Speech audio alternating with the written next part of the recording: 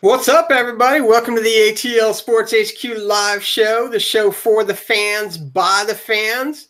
We're finally into episode 10, getting them double digits in, first of 2019. I'm Bowling Bob. You can find me all over social media, Bowling Bob. I'm Phil Beasley, better known as ATL Phil. Follow me on Twitter and Instagram as I start rolling my desk away at _ATL Phil.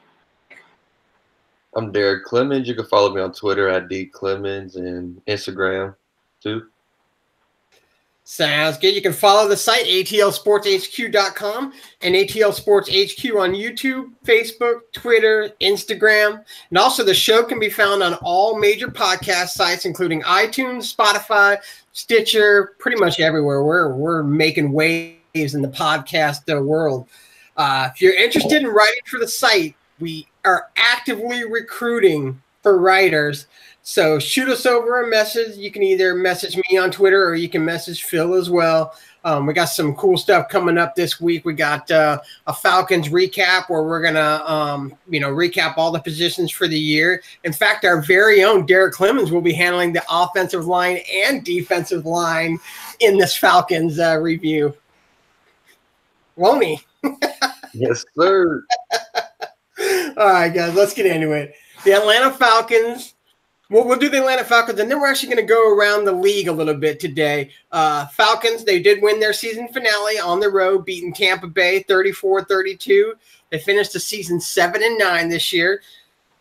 Ended up being a bad Monday for some assistants, though. Steve Sarkisian, Marquand Manuel, and Keith Armstrong were all fired on Monday. Which coordinator did you feel deserved it the most, Derek? I might have to go with Keith Armstrong. I mean, really, the special teams has been bad for a while now. And, I mean, the defensive coach, Manuel, I mean, I get it that he had to go, even though we had an injury year on the defensive end. But I think the special teams was where we lacked the most. But I understand why we went ahead and fired a defensive coordinator, because Dan Quinn wants to take more control of the defense again for the Falcons. And then Sarkisian, I mean, it wasn't much of a surprise because he wasn't successful. He showed high signs of being able to create good offensive plays and help the offense be better, especially way more better than last year. But, I mean, none of this is really a surprise. It seemed like it was time to clean house, and Arthur Blank wasn't playing around, and he's found it, and it was the need. Man, even his wife didn't even make the cut. Phil, man, which coordinator did you feel deserved it the most? Man, all of them. Arthur Blank got a taste of the champagne with Atlanta United, and he decided it was time to eliminate anything that wasn't winning from his life, and that included his wife. But no, really, I mean, all three facets of the game were a struggle this year for the Falcons. This team has top 5 talent. I mean, yes, we had so many injuries, but through all that, we should have been able to compete for a playoff spot. And it's sad that they really didn't look like a decent team until the last 3 games of the season. So, in all honesty, you never want to see anybody lose their job. I know people sit on Twitter all day and say fire Sark, but I hope deep down nobody wants to actually see somebody get fired. But at the end of the day, it's what had to happen. Matt Ryan's getting older. Julio's getting older. Nobody on the team's getting younger. This team cannot afford to have 7-9 seasons with the type of talent that's on the roster. Yeah, for me, I actually agree with Derek. For me, it was Keith Armstrong because I'm trying to offhand think of the games I watched. If we had a kick return over 10 yards, can you guys? I mean, I can't think of any. I mean, I sat back and I'm like, yeah. And so you take this year. I can't remember one over 10 years last year or 10 yards last year either. Their kick return is horrible. They keep bringing in new guys. I mean, how sad is it that the best kick returner we've had, was what was the Bears guy? Devin Hester. Yeah, Hester. So that's probably the last guy that's gained anything over 20 plus yards on a kick return, for the Falcons. But I think he just kind of held his job because the punter and obviously Matt Bryant saved his job for so long. I just think Sarkisian was just an easy. We kind of knew he was going to go. Manuel was kind of surprised about. But I think that that it was just going to clean house. You got to go all the way, and like Phil said, Dan Quinn, he has the history of calling plays, and he just thinks that he wants to be responsible now for what happens with the defense. But on the flip side of that, he just put a big O target on his back for where if he doesn't succeed next year, that could ultimately cost him his job, because now you failed on what you were brought over here for, was your strength as a defensive coordinator. And then, you get that chance to finally do it yourself. And, you're not bringing improvement or anything. What does that say about you as a head coach?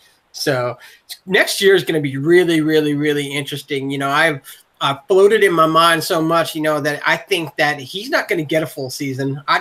I know it's very unlike Arthur Blank, and he's very loyal, so I just have a hard time believing it. But okay, we've given him the chance now where he's going to get to bring in 3 fresh new talent, which I'm sure was told he had to do if he wanted to save his job.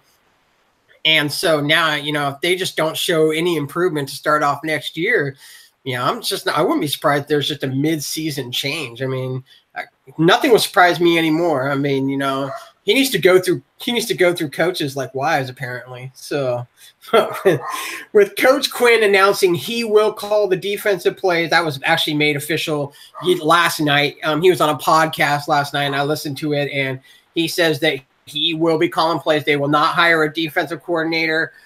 He may bring in, someone that's like a defensive guy, maybe to assist him, but he will be responsible for it. So now we've got to look at who is calling those offensive plays. Phil, who do you want calling the offensive plays? It's a long shot, but I want Gary Kubiak. But I think he's going to end up with Denver. Yeah, Kubiak's good. I mean, he has a lot of success with a lot of very famous quarterbacks. So, he is a name that has been mentioned. I'm sure that he will come in for an interview here soon. Sounds like, however, it's going to be Buddy down from Tampa. Yeah. Derek, who do you want to see as the offensive coach? Yeah, I mean, I agree with Phil. I think the dream one would be Gary Kubiak, because of his experience and bringing in a veteran guy to be with a veteran quarterback like Matt Ryan. So I think he would be the best one if we were able to get him, but I just don't see it happening.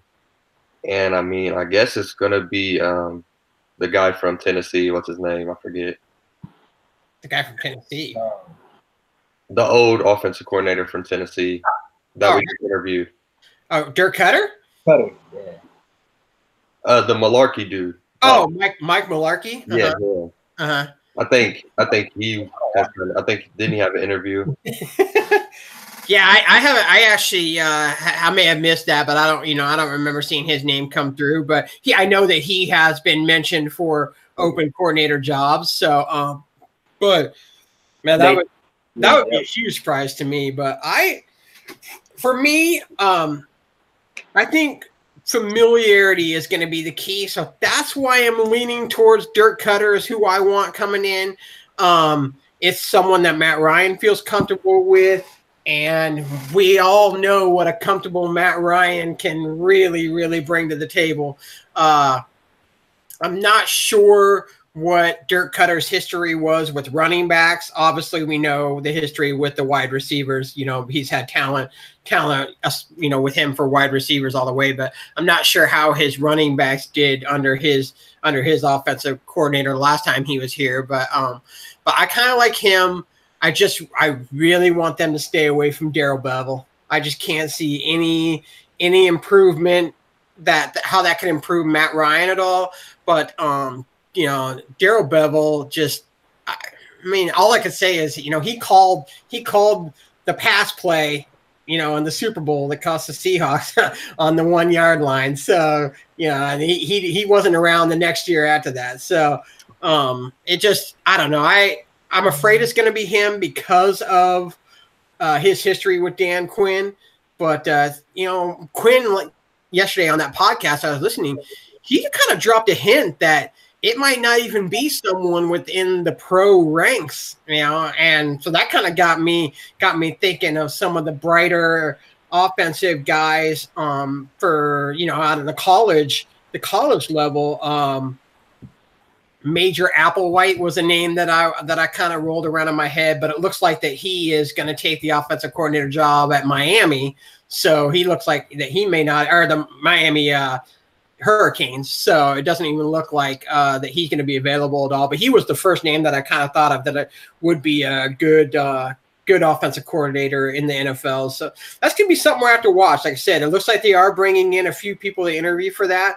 So maybe they don't know yet, but I think Cutter's going to be the front runner just because of his history. So, but what I want to talk about now is, with the Falcons season overall, in one word, describe the 2018 Falcons season, then defend that word, Derek. I'm going to have to say inconsistency. I mean, all year, both sides was inconsistent. I mean, the defense would get going, and then the offense wasn't able to find their groove, which then led to the defense getting tired throughout the game, and then they wasn't able to get stops. Or the other way around. I mean, we scored 30 points a lot of times, and then the defense was never able to find their groove. So it hurt us, and we still lost games when we were putting up very high numbers on the offensive end. So, I mean, I think that's just been the case throughout the years, inconsistency from everyone, all sides of the balls, and everybody. Matt Ryan, Julio even has been inconsistent at sometimes, not a lot, but sometimes he still will. So I think that just kind of describes us. How about you, Phil? Disappointment. I think everybody on ATL Sports HQ, except for you, Bob, predicted that the Falcons would be playing at home on February 2nd in the Super Bowl and being the first team in the NFL to do so. I think it was quite clear after the first 3 weeks that wouldn't be happening, but we held on to hope until about week 12. But really, it was just a really disappointing season. As soon, like Derek said, as soon as the defense would have a good game, the offense would sputter. As soon as the offense would have a good game, well, the defense was nowhere to be found. You can never get it on the same page. It was like a microcosm of the past almost decade now at this point of Atlanta Falcon football. It's either one or the other. It can never be put together at the same time. The only reason 2016 happened because the offense was so incredibly good. That, if anybody remembers, the defense that year was horrible. So just disappointment. And then another year wasted of Matt Ryan prime. Matt Ryan puts up MVP numbers yet again, and here we are, 7-9.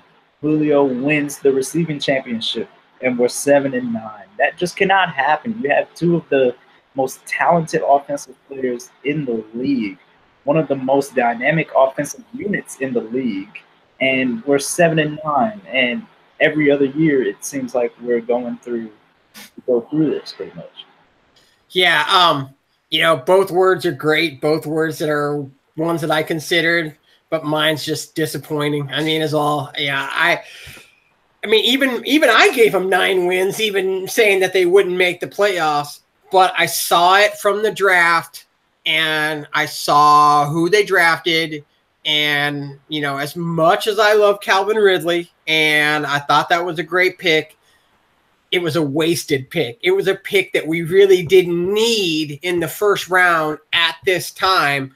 And then, in all honesty, they did hit on this draft a little bit better, but it just didn't seem like where we hit was positions that we needed depth in. And so, the positions that we needed people to fill in and start, they did really good on. Ridley did have an inconsistent year, but I mean, he had a good year for a rookie.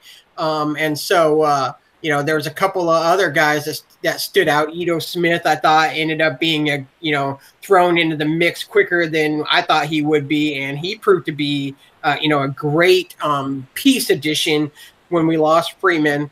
But it just seemed like that's great on the offensive side of the ball where we're already established, but we're not. Once the injuries happen on the defensive line, I just saw it as soon as the first guy went down and the second guy went down, and I was like, this is why I picked them to be 9-7, is because I knew they were 2 or 3 or 4 injuries away from not being able to win games that they should be winning. Obviously, I missed on the Cleveland Browns game. I wasn't expecting that to be a loss by any means, but and so that was one of them. And I think there was I can't remember the other game where I thought that they should have had in the bag, but just disappointing. I mean,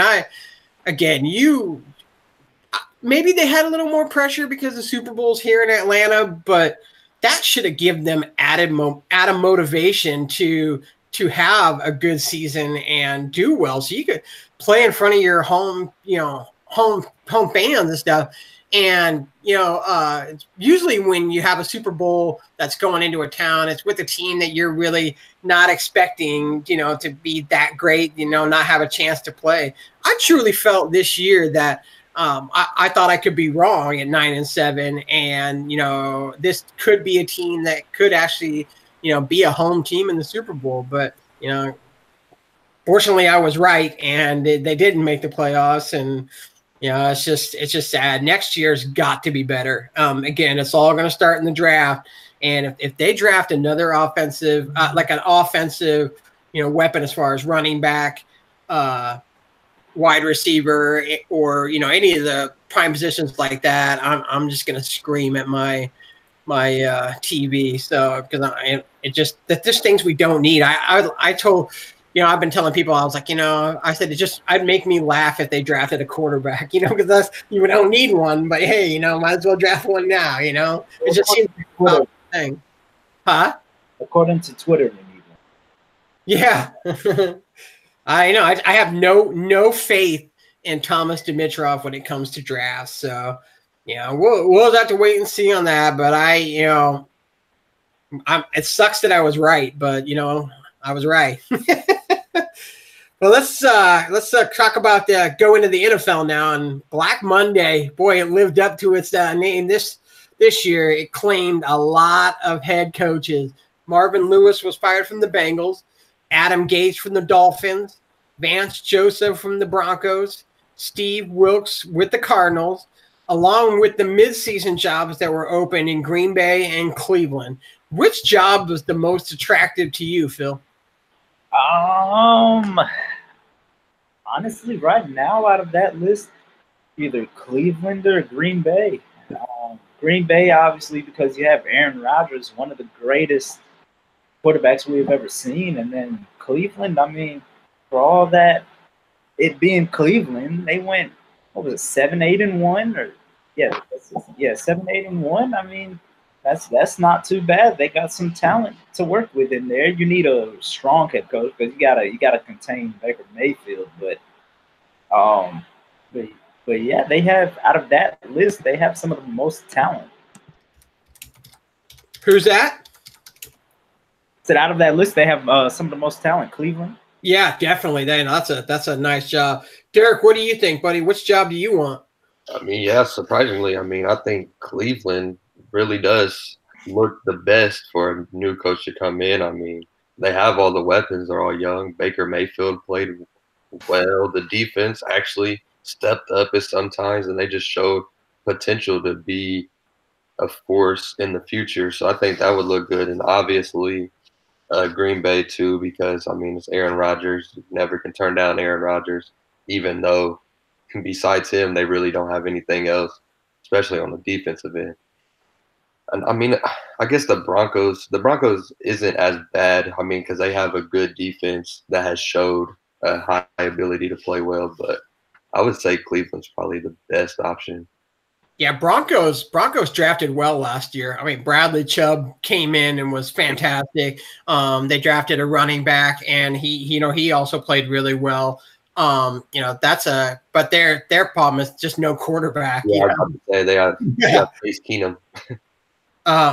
Ron in our chat, he says Miami because there's low expectations. He says Green Bay, you've got 1 year to win a Super Bowl, and Rodgers to stroke, and that is a big thing, because Aaron Rodgers will make or break your career. Just ask the head coach McCarthy. Didn't like Mike McCarthy, and McCarthy didn't even get on the team bus that game he was fired. I mean, Aaron Rodgers just had enough of him. For me, it's definitely the Cleveland job. I mean, they have a good young nucleus of talent, a quarterback that I actually really, really like. He takes a lot of flack for having a hot head, but man, who do you want as a quarterback? I want a guy with confidence. I want a guy, that thinks he should win every game. I mean, why would I want to have a low-key, quiet guy that doesn't rally your team? It looks like, he has a knack for fourth quarters. He couldn't get it done to get Pittsburgh into the playoffs. This last week he did throw the interception on 4th and 10 as they were driving down that game. But, they won a lot more than I thought they were going to win this year. So I definitely like the Cleveland job. The second best job for me would be the Broncos because they're young, but like I said, they just don't have a quarterback. So I think that they'll grab one in the draft this year, and I think they're going to try and move up in the draft actually. But I'll tell you what job I don't want, and that's that Bengals job. I mean, I just want none of that. They've drafted so poor. They wasted their first round last year on my boy John Ross from the Huskies, and his first year he had -1 yards for his whole season, and then this year he just didn't step it up. And they're aging with their wide receivers, so. Yeah, I definitely wouldn't want that job. And Cardinals as well. Looks like they may not have done so well drafting with their quarterback. And that's a tough division to be in as well, because I think, Seattle and San Fran are going to handle that division for a little more longer. I mean, yeah, Cleveland I think is going to be the one to get. And I think that they're going to find themselves with a good head coach. I wouldn't be surprised if it's Mike McCarthy that goes there. But I think they're going to get the biggest name guy out there. So, but let's head over to the college side of things and talk about those awesome Georgia Bulldogs. They lose in the Sugar Bowl on New Year's Day to Texas, 28-21. My question for you, Derek: do you think DeAndre Baker choosing not to play was a distraction to the Bulldogs? I don't think DeAndre Baker was. I mean, that happens to everybody. Usually every year someone decides to sit out with high potential like him. And I mean, I don't think that was a big deal. I think the distraction was the players worried about the playoffs, obviously. I mean, I'm sure all of y'all seen the tweets that they were sending out when they saw Notre Dame getting clobbered by Clemson and then Oklahoma struggling against Alabama early. And I mean, I just think their focus wasn't fully on Texas. And then Texas' focus was purely on Georgia, and they dominated them from start to finish. And Georgia just wasn't ready, and they started to get a little groove at the end, but it was way too late, and everything went wrong, and they just looked very, very bad.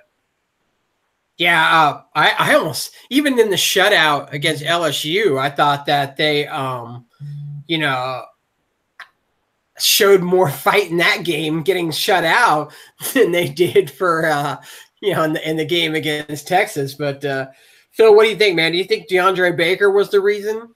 No, I don't think it was that. The players clearly felt like that wasn't the game they should have been in. But if they were going to come out and show a half-ass effort, they shouldn't have been on Twitter acting like they belonged in the playoff, because now you just made yourself look stupid. Now y'all look dumb. And Kirby Smart is better than that, because I know he probably did his part to have them players ready. So that's on the players. If you weren't interested in playing, then shut your mouth. Yeah, for me it was again, the distraction was that they thought they should have been somewhere instead of playing like they should have been somewhere.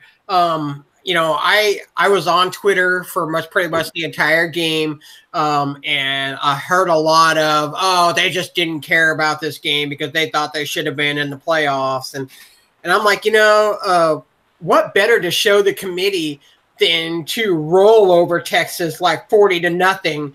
And then next year when it comes to, hey, you know, you did have 2 losses, but man, did you see what they did to Texas in that game when they felt like they should have been in the playoffs? And yeah, they look at things like that. I know that we don't think that they do, but I guarantee you that they go back and they're like, oh, well, I mean, they could barely hang with Texas last year. So, you know, I was very, very disappointed. You know, like my 9th grade teacher always used to say, excuses are mountains of nothingness. Oh, you can't sit here and make excuses. Yeah, no, there's no excuses for that. Even though you got your butt whooped, period. Even though people say, like, I mean, yes, we had a lot of people out there that weren't used to being on the field. Yeah, all the teams in the bowl season do. Exactly. So that's not an excuse. There's really no excuses. They just did not come out to play.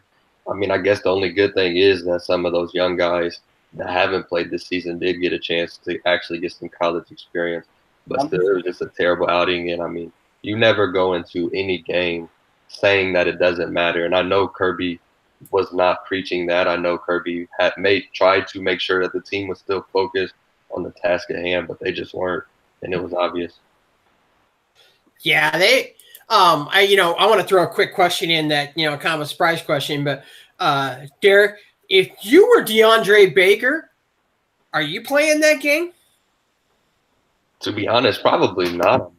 What's the point of him playing? I mean, yes, he was still there because he has love for the team, and he feels that is very important, but I mean, there's no point of him playing. He already made his case with his play throughout his 4 years, and I mean, he's going to be picked first round for sure. I don't know where, probably in the middle of the round. Oh, I think easy top 10. The best cornerback in the draft. You know, I 100% agree with you. There's no way if I'm him, I'm stepping on that field. My wife, she ripped him for not playing, and I was like, look, you know, you go on that field and you're practicing for the week, and you start to feel a little twinge in your calf muscle or your hamstring or something like that. You've got 10 million reasons not to be on that field playing. And I said, especially because if you go in there, you tear your ACL or something like that, your draft stock goes way down. You don't get drafted in the first round. We've seen it before, and you put it really good. You kind of took my point too. He's not the only one that did that. There was a lot of guys that were going, that are guaranteed first rounders that were playing, games that I guess didn't mean anything, but that sat out.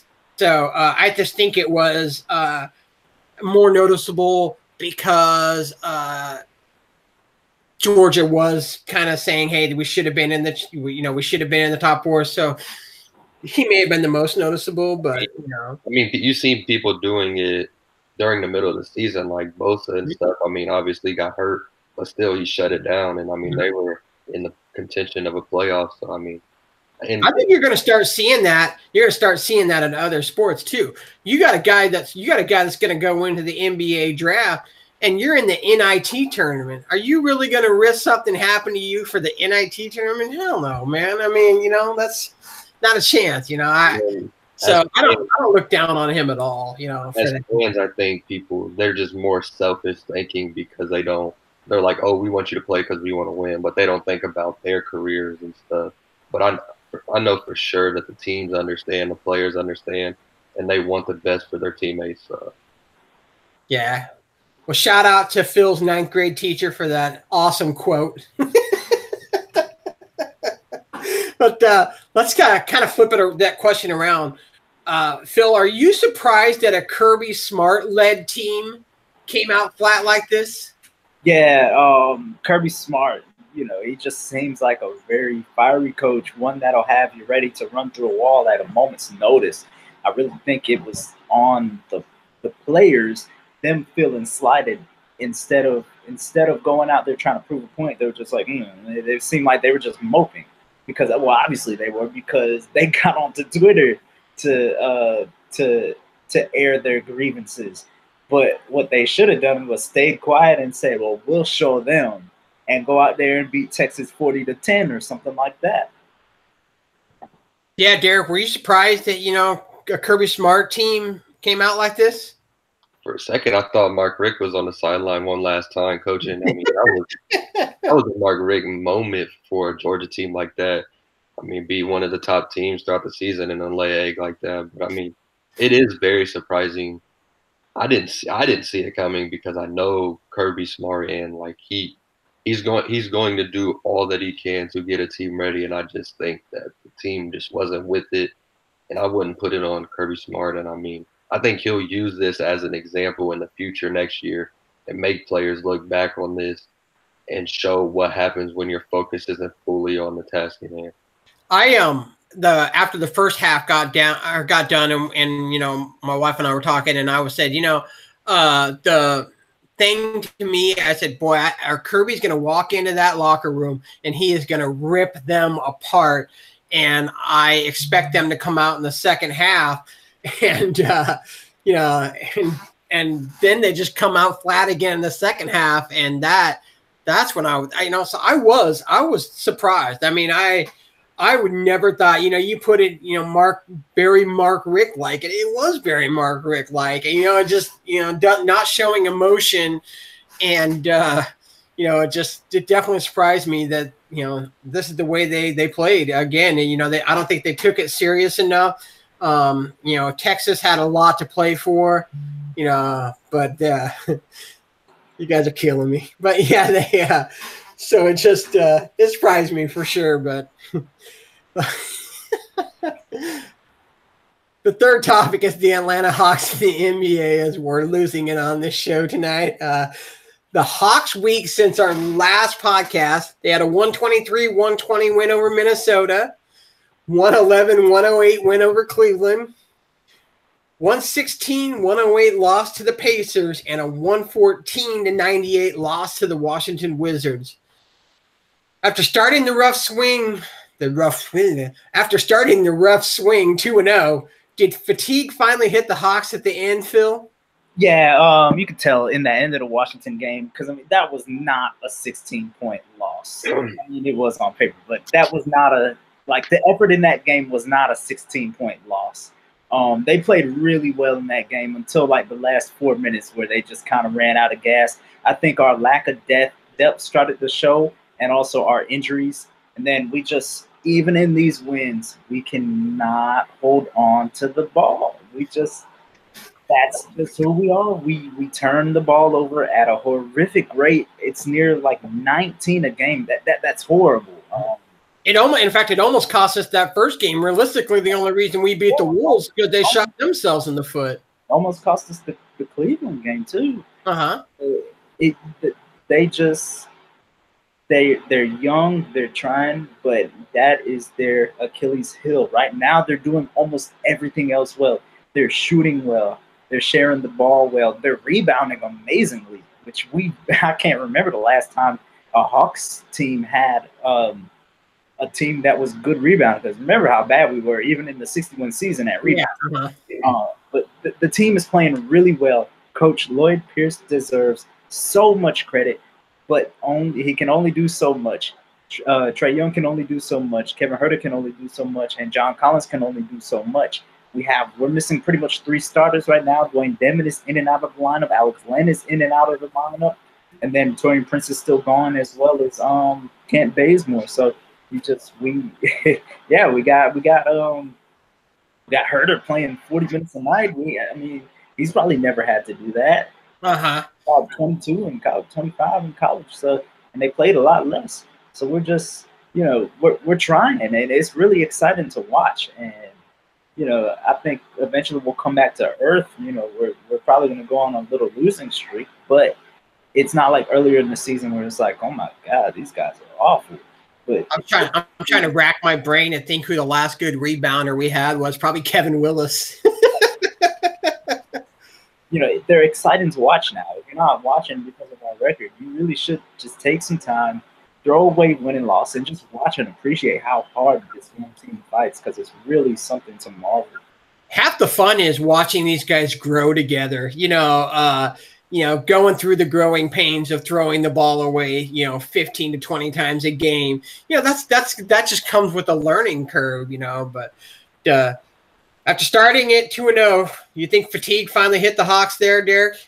Yeah, I think Phil put it great. I mean, the lack of depth has shown over those past games, but I mean, it's still just impressive how every single game, even though we have people like our veterans like Bazemore hurt and then Prince hurt, who's played a big part the last 2 seasons. I mean, it's just impressive to see that they continue to fight. And I mean, we're in it until the end, really. And I mean, we've even came out and went on that little winning streak. I think we won 5 out of 6. And I mean, it's just impressive to see, and everyone stepping up and continuing to grow their role and be more confident. And I mean, the turnovers, yes, has been a problem, but still they're finding ways to step up on the defensive end and stop some teams, contain some teams. I mean, we're still giving up a lot of points, but still we're containing teams. And they're just starting to play well together, and they're gelling well together. So, I mean, obvious fatigue, like Kevin Herter, he played 40 minutes, 2 games. When's he going to do that again? I don't know. But, I mean, he's played through it, and he's still been affected, even when his shot isn't falling, which is a very positive. Yeah, the thing for me, I agree with you that I do think that I don't think the fatigue hit him in the 3rd game, but definitely the 4th game. You're in that long stretch. You're playing long minutes due to injuries and stuff. So your leg, especially these rookies, they're just not used to a 4-game swing like this yet. So that their legs are all look a little wobbly. But the thing for me is the improvement. It just seems like when you have a young team, you start to see a little bit of regression, and I'm not seeing a lot of regression. I'm starting to see improvement every single game. They're fun to watch. Obviously, if you see us all here today, if you're watching us on YouTube, we're all repping the Hawks. We love the excitement that this team brings, and we think the future is very, very bright with this team. There's going to be growing pains and learning curves, like we're seeing right now. And they're still gonna lose games big at times. Like I agree with Phil. We're probably gonna see another losing streak, but it just we're not being noticed by anybody outside of Atlanta right now. As you can tell by all-star voting, when Jeremy Lin and my boy VC are in the only 2 Hawks within in the top 10 for votes. And as much as I love both of those guys, there's better players on the Hawks that deserve to be getting those all-star votes.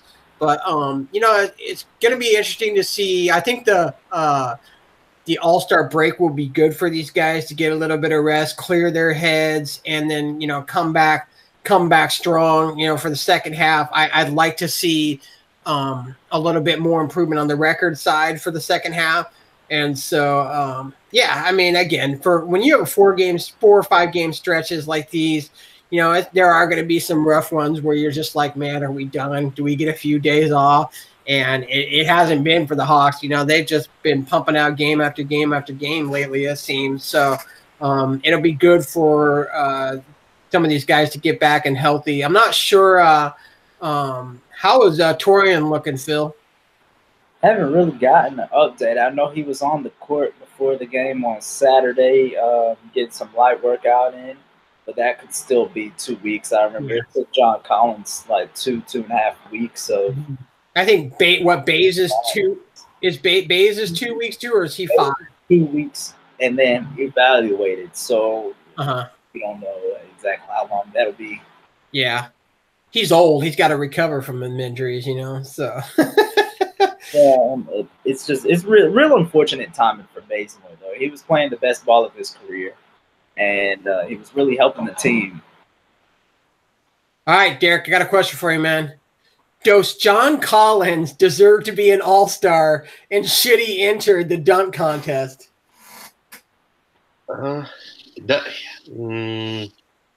He should definitely enter the dunk contest. I mean, just how explosive he is. It would be fun to see what he could put together and create and put on a show and represent the Hawks. I mean, get some more national attention to him because he definitely deserves some more national attention. I mean, I guess he could make a case to be in the All-Star game, but I just don't see it happening because of the lack of national attention that he gets. But I mean, he's putting up some top tier numbers. I mean, there was a image that the Hawks showed on that they showed on Fox Sports yesterday, and I mean, he's top 5 in almost every category and at the power forward position in the East, and he's second in points with 18. So I mean, he's showing that he will be in the All-Star game in the future. I think it will take him one more year. I think he'll be in there next year, but it would be very interesting to see him in the dunk contest this season.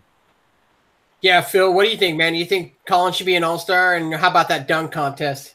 Well, man, he definitely deserves to be an all-star. Yes, the numbers are there, but unfortunately, the NBA, when the coaches go and vote, they reward winning. That's why you see Al Horford get in with like 12 points and 6 rebounds. That's why this year you'll see Jason Tatum get in with like 16 points, or maybe even a second person on Milwaukee. They reward winning. Unfortunately, for someone to get in on the Hawks, they would have to be averaging like 25 points a game. If you recall back in like 06 or 07, Joe Johnson was averaging 25 points a game. He did not get in. The only reason he got in was as a injury replacement. That was the first time he got in. It's very hard to make the All-Star team when you are on a losing team. Look at Devin Booker. He probably will not get in out there in the West. He's averaging a lot of points. Yes, the numbers are there, like I said, but that's just how the NBA operates. Our only chance was voting him in, and we know how that goes. I think this is our first time. I don't even think we had players on the top list during our 60-win season. That's how bad we are with All-Star voting historically. Well, I want to say we, because I mean our little nucleus of fans are voting, but the casual fan is not going to vote. That's why you see players like Kyle Kuzma on the leaderboard. Like, come on. But it's a long shot. Now for the dunk contest, he better be there. I think he'd bring a ton of excitement to the dunk contest. But you actually took my answer too. I think the only way he gets into the All-Star game is through an injury replacement. Again, I'm with you in the fact that, they do reward winning. My thing, you mentioned Devin Booker, and Devin Booker's a scoring machine, but you got to play some kind of defense, and he doesn't play any. So I don't think anybody on Phoenix plays defense. So, but I can't see him getting in. I just don't, and I kind of think that it isn't his time yet. Give him a year, give him to have these numbers be consistent over another year, and pretty soon it's going to be tough not to notice him, whether they're winning or losing. But yeah, I want to see him in the dunk contest. Dunk contest. Sorry, man, I'm losing it today. But Doug, that's what I was trying to say. Doug, he says Kevin Huerter for the 3-point contest, and that's something I'd kind of be interested too. I've seen Kevin Huerter at Maryland start draining threes like it's nothing. So I think he would be a good addition in the 3-point contest. He's not getting in, but that would kind of be that'd be a fun thing to see. But I think John Collins might get an invitation. He's done some pretty powerful dunks. Have him put on Dominique's old jersey and then throw down some Dominique dunks. And because people always like when you turn back the clock in the dunk contest and pull out some old moves. I think that'd be kind of a good tribute to Neek, and it's something fun for the All-Star game. But that we'll have to wait and see on that. Like I said, It just isn't looking good when Lynn and Vince Carter are, the ones getting the votes. But, I kind of think that the Hawks should start doing a little bit more promoting of voting for the All-Star game. Get the word out on your players. I've been really seeing their account on Instagram or anything. I don't think I was having this. Yeah, that's it. That's one thing as being a Braves fan is the Braves, when it comes time to voting for the All-Star game, the Braves push that down the throat. And then if they get a player that makes it to the Final Four and the fans vote for that on Twitter, oh man, it's crazy. All you ever see on your Twitter feed is, vote Freddie Freeman, vote Acuna, vote, that you just don't see that. They have a very strong fan base behind them too, so they feel like, well, we're not wasting our time by pushing it. Quick side question for you both. I'll start with Phil. Phil, you surprised that Luka's number 2? Yeah, I saw that. I was blown away, but I mean, it must be his people out there, international, really, really stuffed the ballot box. I'll be pissed if he gets in, though. I'll just be honest. Yeah, Derek, are you surprised about Luka being number 2? I'm actually not surprised. I mean, he's international player. International players usually get a lot of love back home and stuff. And I mean, the attention that he's getting in the national media, I mean, every time he does something, every time he makes a layup, they show it. So, I mean, it's hard for people not to know his name and want to see him in there. I'm not surprised either. One thing, the NBA marketing machine. The NBA marketing machine is behind him. I'm into the card collecting world, and he is easily the number 1 top seller for basketball cards. Internationally well as well. His cards sell like crazy in China. So, the NBA marketing machine is behind him, and so he's the face that's getting shown out there in all the commercials, all the previews and stuff. So I'm not shocked at all. And it's not like he doesn't deserve it. He's been playing very, very well. So, again, his team has won a few games. So, that, like Phil said, when he makes a difference, and it does, So I'm really not surprised at all. I think he'll make it. Even right now he's number 2. I don't think that's going to drop at all. So I definitely think that he'll make it as a starter. But you still got the media or not? Yeah, the media and coaches get 50% of the starter voting now too. So I don't think he'll start because I don't think a lot of coaches and stuff will put that in there. He ain't getting in there. Yeah. Do what? He ain't getting in there. I forgot about that rule. Media. Oh yeah, about the media and the media seems to love on him too. So I mean, he's not getting in there over. You can think about this. You got LeBron, Kevin Durant.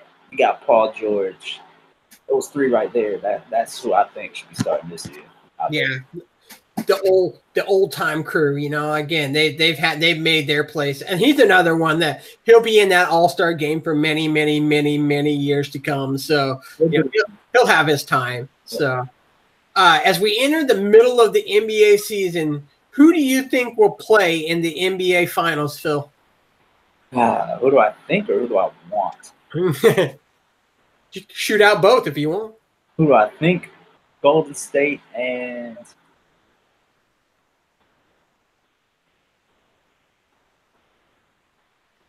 Boston. That's the sexy choice, yeah. The East is so wide open, though, isn't it? I mean, you got to sit back and think about it. I think before the season, we would have said Golden State, Boston without any trepidation. I wanted so badly to say Toronto, but I defended them all last season, and see where that got me. So, I'm not defending them anymore. Who do I want? The Lakers and Milwaukee. The Lakers. No one wants the Lakers in the finals. Come on now. I think everybody wants it. Who do you think is going to play in the NBA Finals, Derek? Who do I think? I mean, you have to just go ahead and say the Warriors, even though I don't want that to happen. So who I think it will be is probably the Warriors, and I'm going to say Celtics, but I do think there is a sleeper in there. I think the Pacers are a sleeper. If they can make one more move, you've seen the way they played in the postseason last year. If they can make one more move and no injuries, I think they can give the Celtics a run for their money. I don't know if it'll be enough, but I think they can. And you can never count out Kawhi Leonard either because, I mean, he's just an animal. But who I want to be in the finals, I want Russell in the finals. Russell against whoever. The Pacers. Go ahead. OKC Pacers. I hate you. I hate OKC. I don't want OKC in there. I should have put my OKC jersey. Bad words in here, but you know how I feel about OKC. So, who I think is going to be in there? Obviously, Golden State. I mean, if you're not thinking Golden State, you know something's wrong. We haven't even seen Cousins play with them yet. I can't even imagine what else he's going to bring to the table with that crew. Those guys all healthy, if they can stay healthy, are scary, scary bunch to have to deal with. The East, man, you picked a good one. The Pacers, man. You know, I don't think they're going to be in. I think Boston. My thought is Boston, obviously, but the Pacers, what they have done with players that really didn't fit elsewhere. Victor Oladipo, how great he's been with Indiana. A guy that I'm very familiar with from Gonzaga, Domantas Sabonis, has been fantastic there. Just a rebounding machine. They play very good defense. They got to be up there in the East for the top defensive team. Who I would like to play in the NBA Finals. I'd also like Golden State. I'm a big fan of Kevin Durant. So I'd like to see Golden State. But I'm kind of leaning in the East to wanting to see Toronto. I was interested. I haven't checked out the score yet, but I want how we did playing tonight against San Antonio. Handed to them. Are they? Like 75 to 51 or something like that? Yeah, I hadn't checked the score update, but I was kind of curious how he would do, you know, being back under the pressures of, you know, coming back to San Antonio. Did he get booed? Have you guys seen any of it? Yeah, I figured they'd be all over him. So in Cleveland the first time, but again, you know, we can harp on dream teams being made. But, you know, I was rooting for, you know, LeBron to win when it was him and Wade and all that stuff. I just, you know, kudos to Golden State for putting that team together. Kudos for those guys to put money aside to play together. It's not, you know, it's not Golden State's fault that they were able to put a team together like that. But you want to see them play again in the finals? Why not? They're the best team. They're the best team out there. Would we be having this conversation if it was the Atlanta Hawks that had that team and we were going into the finals every year? I wouldn't be. If you're a fan, obviously, but you're not a fan, so. No, but I'm not a fan of really anybody in the Pacific. I don't like the Lakers. I hate Oklahoma City. So, and I consider those to be top 3 teams. So of those top 3 teams, you know, I hate the Lakers. So, you know, it's funny that I say Golden State because the reason I hate the Lakers was because they dominate so much, you know, overall in the NBA. So, you know, I think it's just funny that I say Golden State for that same reason. But, you know, again, if I just look at it, if it was our team and those 4 guys played on our teams, we would be sitting here being like, yeah, everybody talking smoke about the Hawks having the top 4 guys, but, you know, we win, man. So maybe I'm just jealous of them. I don't know. But who's your midseason MVP, Derek? There's a lot of them. I think Paul George is up there for sure because, I mean, he's easily top 5 in the candidates for Defensive Player of the Year. And, I mean, he's been ridiculous on the offensive end, too. I mean, I think he's one of them. I have to say Kawhi Leonard's up there, too. And then Giannis. If I was to pick, which, I mean, my pick doesn't matter, but I would say, if the season ended today, Paul George is my MVP. Phil, who's your MVP, man? Yeah, I'd have Giannis Antetokounmpo number 1. What he's doing with Milwaukee, really with no second-hand man, is incredible. this sidetrack, but I think Milwaukee's going to trade for a star. They got to. Second, I'd have Paul George. His resurgence this season. Well, I mean, can you really call it a resurgence? His play this season is really remarkable, and it's nice to see because honestly, Russell is struggling this year. Which we could do a whole nother segment on that, but Russell is struggling this year. And then third, I have LeBron James. Of course, he's always going to be in the conversation, probably until he hangs it up. Yeah. I'm really surprised you guys aren't going to say the name that I'm going to say. For me, it's a toss-up.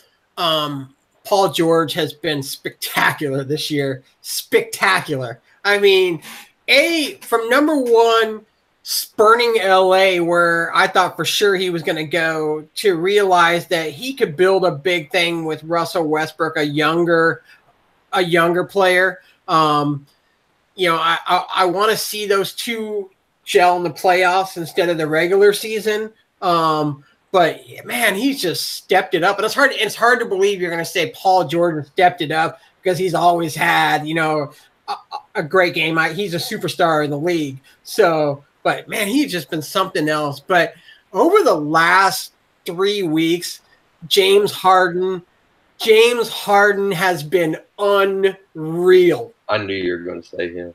Unreal. I mean, he's putting up numbers that are like historically incredible. I mean, he's 40. He's in a stretch where he's averaging 40 points a game. Defensively, he's been playing well, rebounding. Again, I know you have to look at a full season, worth when it comes to MVP, and that's why Paul George is on that list with him. But I'll tell you what, if James Harden continues to be even remotely close to this pace, we're going to see something we've never seen in the NBA. And I see that Oklahoma City could make the playoffs if they didn't have Paul George. I don't think the Houston Rockets could make the playoffs without James Harden.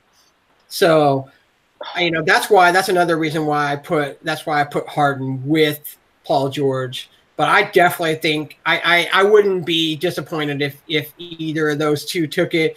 And then I think it's going to go Paul George, Harden, Giannis. So you guys pretty much took all three of the people that I did. LeBron's not getting it. I mean, he has more talent with him now. And to me, when he was in Cleveland, he deserved it every year. I mean, the fact that he took nobody to the playoffs every year to me is what exemplifies what an MVP is. And so that's why, again, that I choose Harden, because like I said, if Paul George wasn't there, I still think the Thunder are a playoff team with Russell Westbrook, but I just don't think the Rockets are without Harden. So that's going to be an interesting one to watch throughout the year as well. Again, at the halfway point, nobody's separated. You could have one of four people. So I think we're really going to have it separated out, and who's got a better record may come down to who wins it. There's probably a case right now for about 6 players, probably. Yeah.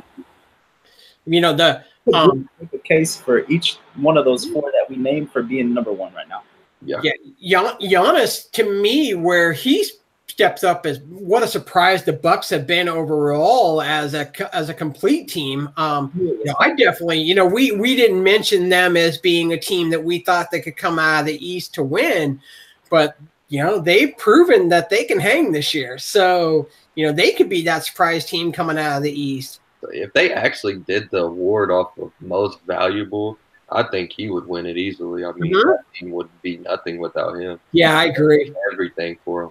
I guarantee you Budenholzer doesn't take that job if Giannis isn't on that team. I mean, you look at when you take a job like that, first thing you're looking at your franchise guy, and you realize that you've got a kid like him that you can build on for many, many years, and he's just a beast. I mean, I thought he was something pretty special last year.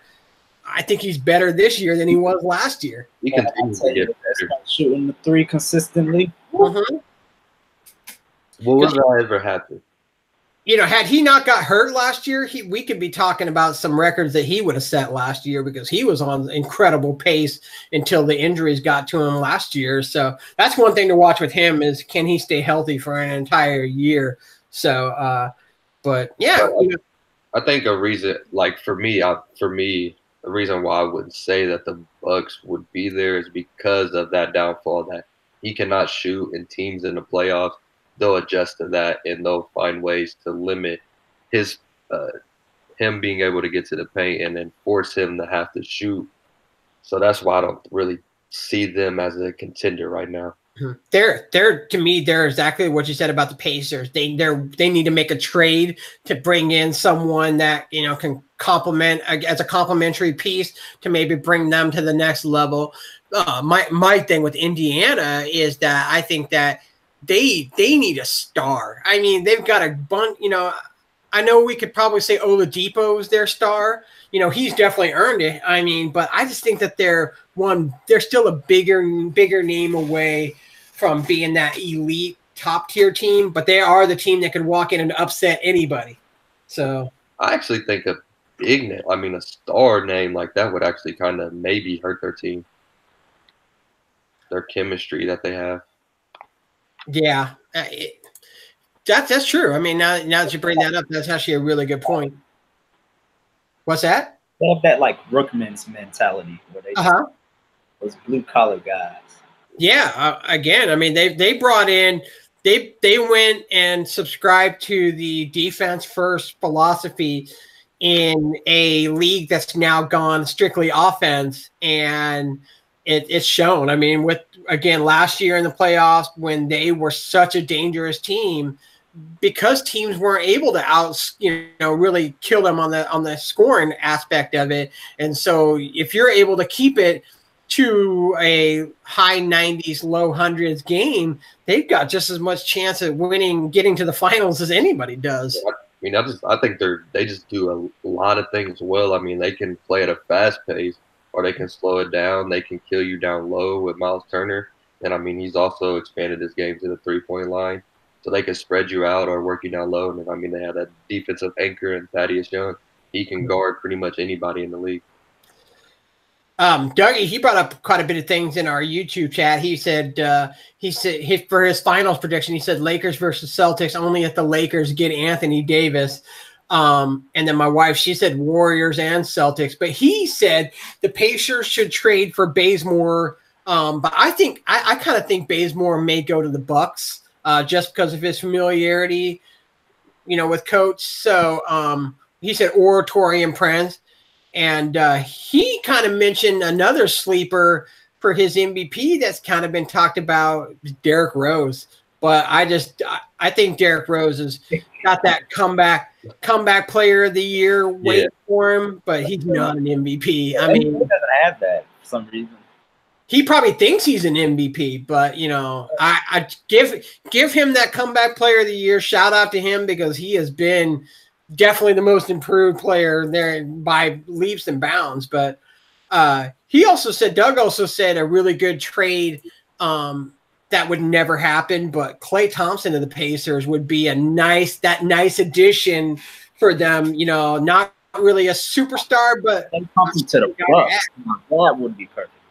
Yeah, yeah. That would be that's such a good trade thing. I kind of the problem with that though is what would it take for the Pacers having to give up to get Klay Thompson? You'd be having to for that.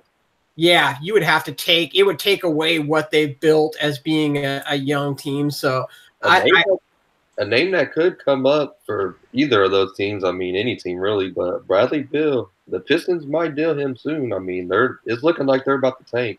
Morris is out now too for a long time, and I mean John Wall with that season-ending injury or the surgery that he's going to get.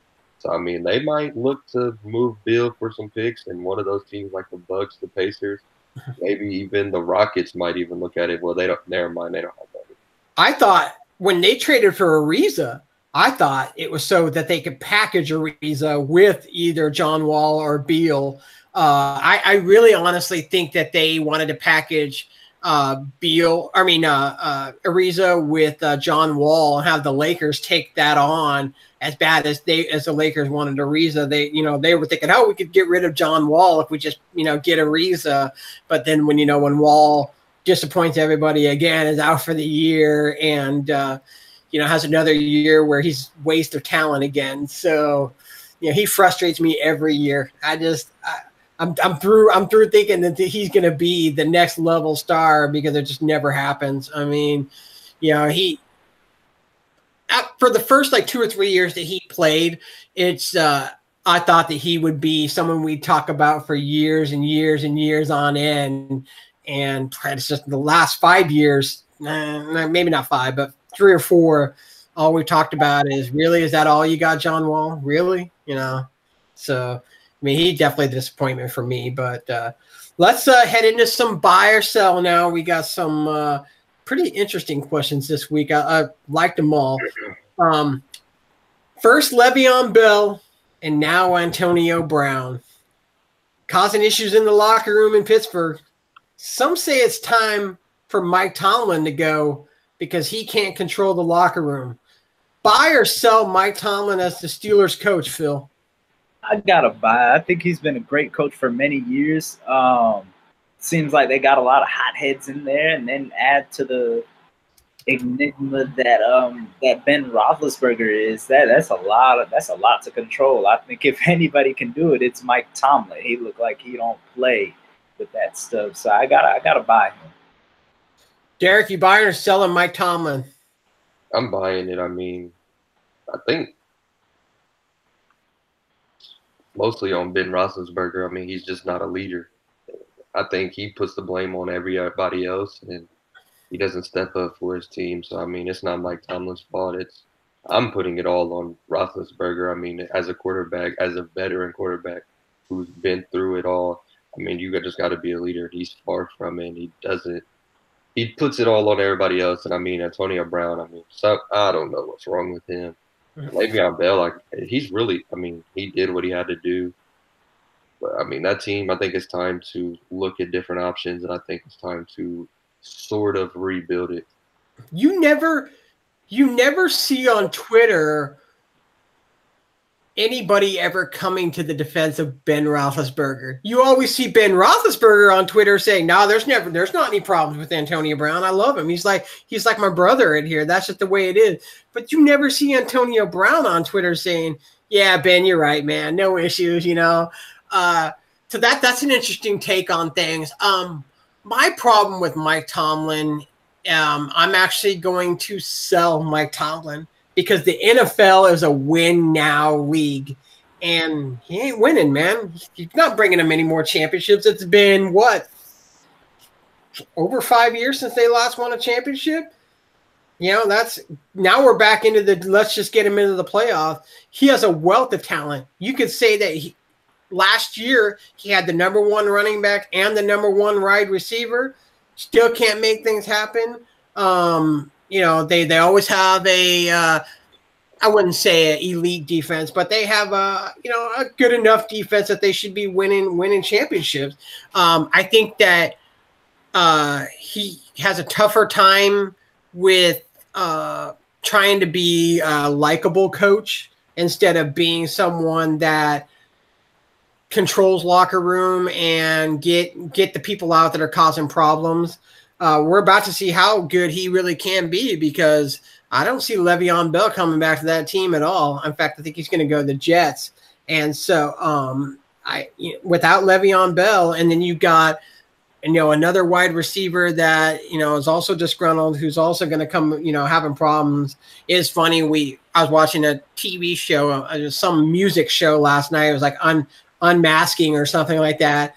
And the person that was on there that was unmasked was Antonio Brown. I was like, well, no wonder he couldn't play last week. He was busy being on this TV show, So that's an interesting situation to watch. And it's unfortunate that now they're going to go into another offseason where they have a distraction, to go through.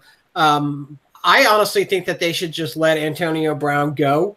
It would cost them, I think, $20 million to do that because Juju Smith-Schuster proved that he can handle that number 1 job. Do you agree with that, Derek, that he can handle that? I agree with I mean, Yeah. it's time. I mean, Brown's caused so many problems. I mean, when was that when he did the Facebook Live thing? Mhm. Had Tomlin in the background talking. I mean, like something's wrong with him. I don't know what. He's child. He's childish as hell, and like he just needs to grow up. You But got to think about it. A lot of this totally off a tangent, but a lot of these players never really got an education. yeah. Would you trade Devontae Freeman for him? Yeah. I mean, yeah, Antonio Brown could be our fourth string wide receiver behind Ridley. Yeah, Yeah, I was trying to think how the Falcons could get him. Arthur does love him some wide receivers. So I'm thinking, man, could you imagine Julio in the slot, Antonio Brown and Calvin Ridley running routes, and then, have Sanu just to do your every other thing, and man, that would be fun to watch. I mean, I can't imagine how many points that offense would put up with 4 wide receivers like that. So they would still find a way to lose. yeah. Let's get into Phil's guy, LeBron James. LeBron James says his championship win in Cleveland shows that he truly is the GOAT. Buy or sell LeBron as the GOAT, Derek? I want to weigh in buying LeBron James, best basketball player ever, greatest to ever touch a basketball, one of the greatest athletes ever, just all aspects. I mean, on and off the court. He was getting a lot of hate on Twitter for what he did and how he claimed it himself. But I mean, that's just the confidence he has, and I mean, he's earned it. He continues to play at the highest level every single year, and there's no drop off. He always finds a way to continue to make his game better. I mean, you see he's shooting from half court now. I mean, at a consistent rate, and there's no drop off in him. I mean, do you think that had he not done the whole decision debacle, that we wouldn't even be having this discussion? He wouldn't have to announce himself as the GOAT. He would just be the GOAT. yeah. A lot of people turned on him when he did the whole decision thing. I think it plays some. I think some of the hate that he gets does play a part from that. But I mean, you really couldn't say what would he win those rings if he didn't leave or what. And then they wouldn't have Kyrie if he didn't leave because they wouldn't have got that first pick. So I mean, it's really hard to tell because I think people look at rings. I mean, that's why people always say Michael Jordan's a GOAT because he has 6 rings. So I mean, they look at that ring, they use that high. So I don't know. It just depends. Yeah, Phil, what do you think, man? Are you buying or selling LeBron as the GOAT? Gotta sell it for as much. Everybody know LeBron favorite player in the league, but just not Michael Jordan. I mean, it's close. But I'm sorry, the championships do mean something. 2011 happened. So I don't think MJ would ever get swept, even if he was playing an all-star team. I mean, the decision, it didn't help, but I mean, that doesn't really I'm going to stop you 1 second. Michael Jordan got swept in the first round, I think twice. And Yeah. I know it was at least once, but I think it was twice. Look at what LeBron has struggled to get before he went to Miami. LeBron struggled too. Mm-hmm. Mm-hmm. I mean, but now I know he really didn't have the pieces. I wouldn't say Kyrie was Kyrie that we know now. Back when he was just a complimentary player, but it's not like Jordan they bought a team in Chicago. It was he just made players around him better. Yeah, it's nothing against LeBron James. Of course, LeBron James is the second greatest player of all time. I mean, they're right here neck and neck. I'm just, to me, the 6-0 is what puts Michael Jordan over it for LeBron James. I'm selling. I mean, Michael Jordan is the greatest player I've ever seen touch a basketball. Us older guys like myself, got to see all of Michael Jordan, and I've never seen anything like him.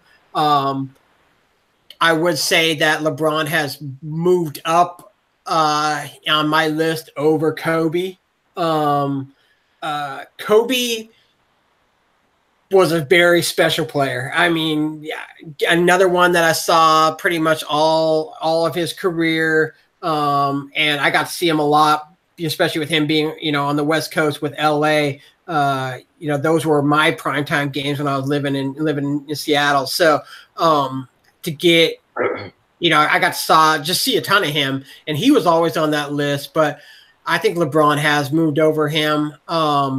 But Jordan, to me, I just mentioned it. Jordan made the other players around him step their games up to be the teammates that he wanted them to be. I mean, Scottie Pippen is considered to be on the top 50 list of greatest players ever. Do you think Scottie Pippen is a top 50 player without Michael Jordan? I don't. It's debatable. I mean, you've seen what he did with the Trailblazers. Yeah, I don't know, man. Is Joe Johnson a top 50 player in that case? No. Yeah, I guess that's a debate we need to have one day. I mean, I think it's debatable. I'm not saying he is. I just think, Scottie Pippen sometimes doesn't get the credit he deserves. Mm-hmm. It seemed like players that you wouldn't expect seem to come alive when they played with Jordan. Tony Kukoc, not exactly, a primetime player, had big games with him. Horace Grant, Dennis Rodman. I mean, Craig Hodges is another one that I could think of that probably wouldn't have been nothing, but just Jordan just made his teams better around him. I just don't see that. I don't see that with LeBron all the time. He has done that before. I just haven't seen it all the time. So, but it's such a great debate to have, because both of those players are, how cool would it have been to get to see Jordan in his prime play, LeBron in his prime, and that would have been a pay-per-view type thing, a one-on-one, type deal. But it's a debate, and I think one big thing that plays a part onto Jordan's hand, because he was one of the first players, really the first to dominate the game at that high of a level. Just complete dominance, and that's hard to let go. And see, some people think it's not even up for debate. It's all opinion based, but still, there's a debate there, and you can go either way. But some people just see that because Jordan was one of the first players to dominate the game like that, that it's hard, that you can't put anyone in front of you. Out of curiosity, this was something that was brought up on Facebook. It kind of relates to this question we're talking about LeBron and with the Lakers now. I was having a little bit of a discussion with our friend Jansen from the Just Good Network, and he was doing a bit about the greatest Laker player ever, and it had me. I kept going back and forth on who I thought was the best Laker player. But Phil, who do you think is the best Laker ever? Best NBA player to ever put on a Lakers uniform, or best Laker impact ever? Or? Just best Laker player. The best player to put on a Lakers uniform is LeBron James. What you think, Derek?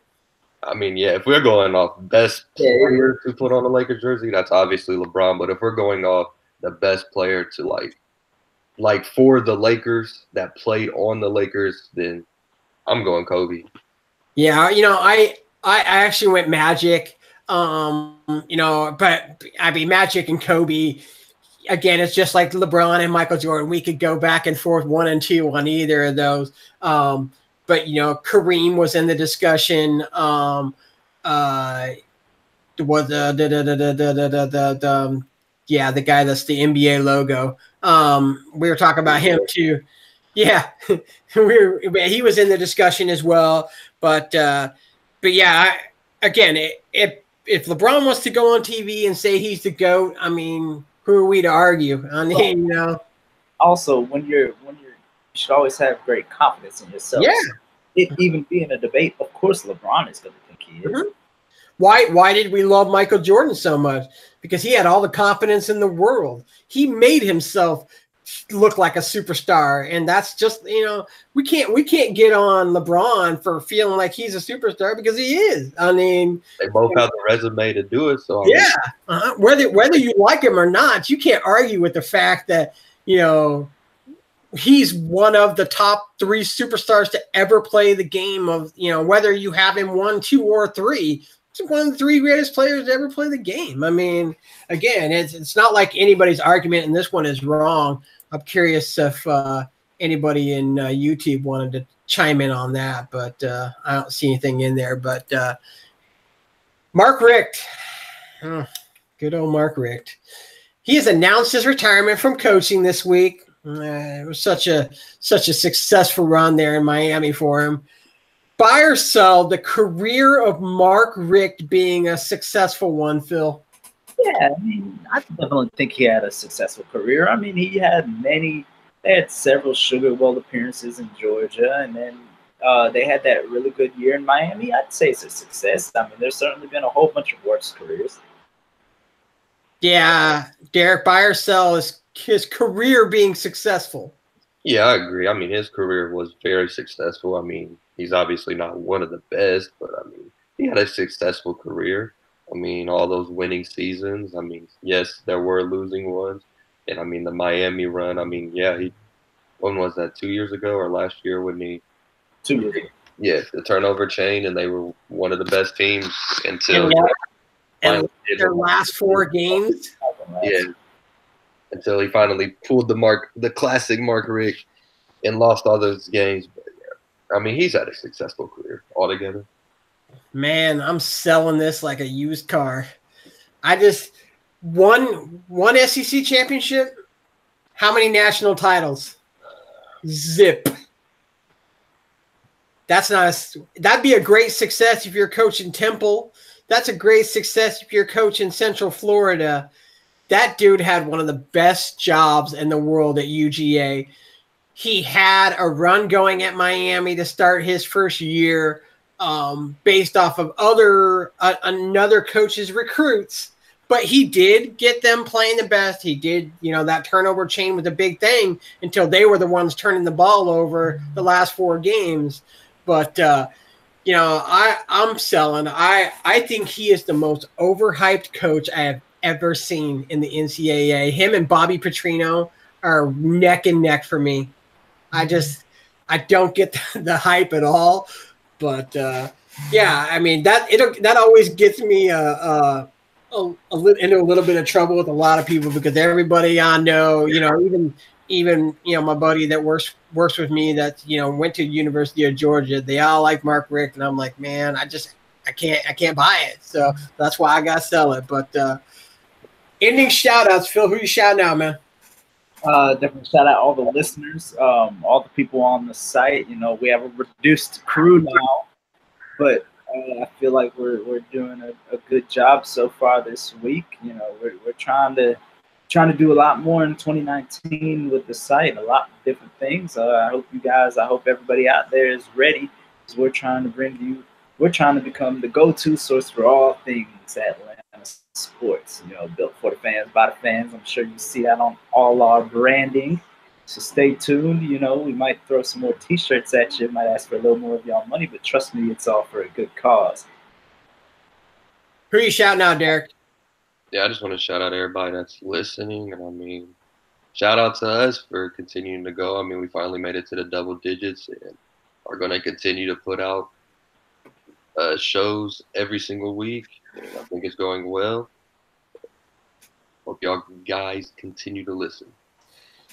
Yeah, I'm gonna shout out the site. Again, we brought in a new group of guys to a new year, and so looks like we got a little bit of the dedication back. So and then I want to shout out Derek's bathroom as he's running off the show.